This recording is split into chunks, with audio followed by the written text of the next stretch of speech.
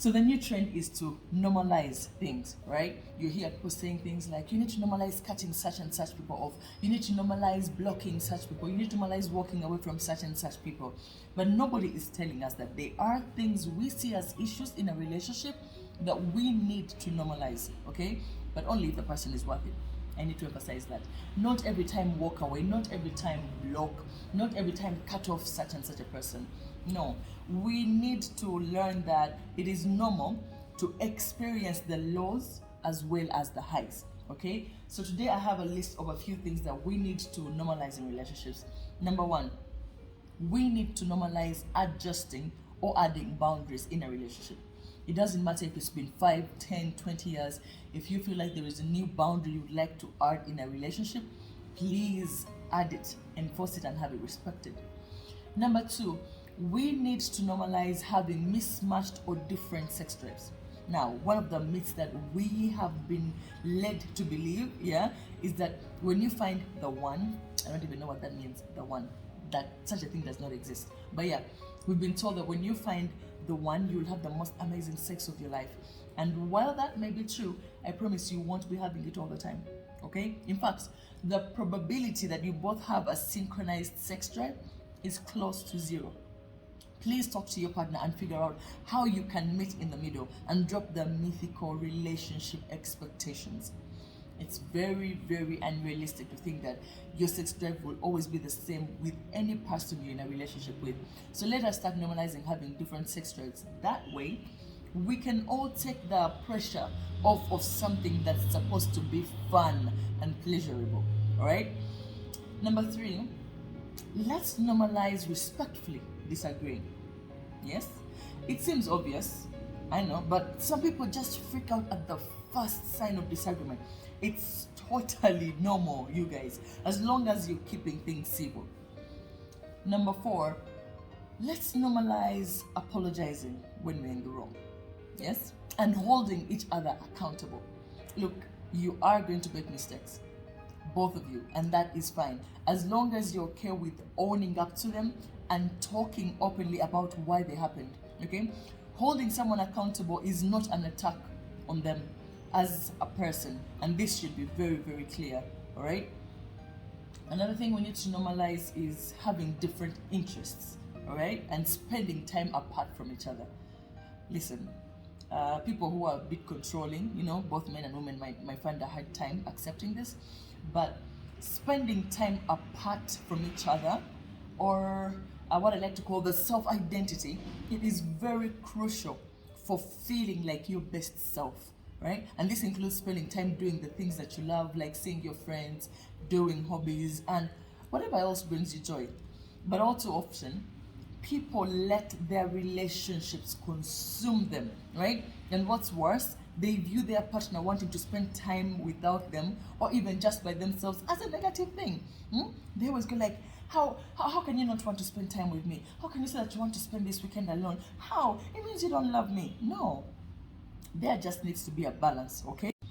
We show up as the best partner we can be when we feel most like ourselves. So can we please reframe time apart as something that ends up helping the relationship?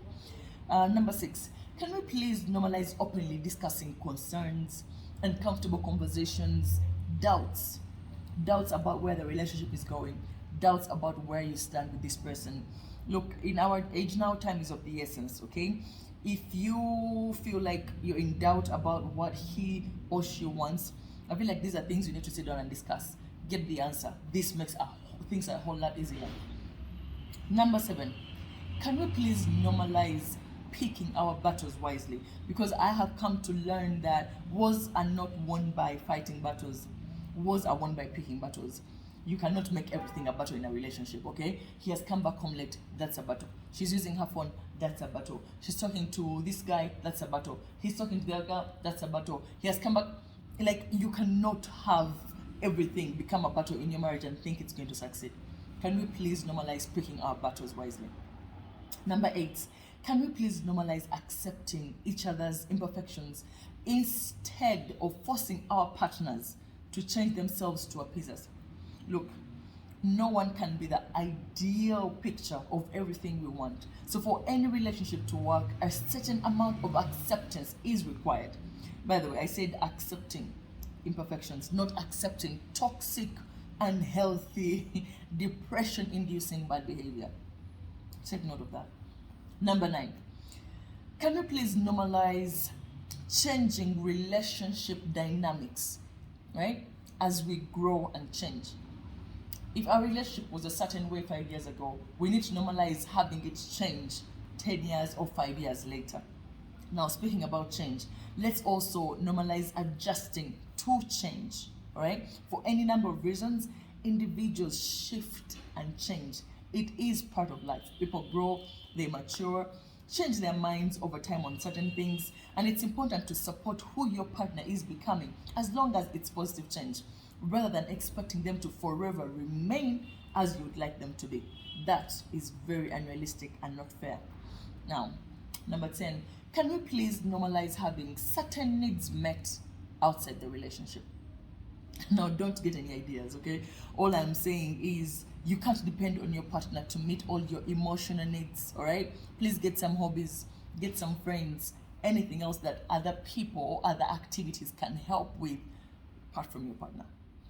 All right, number 11, can we please normalize being vulnerable with each other, right? Many of you be out there advising others,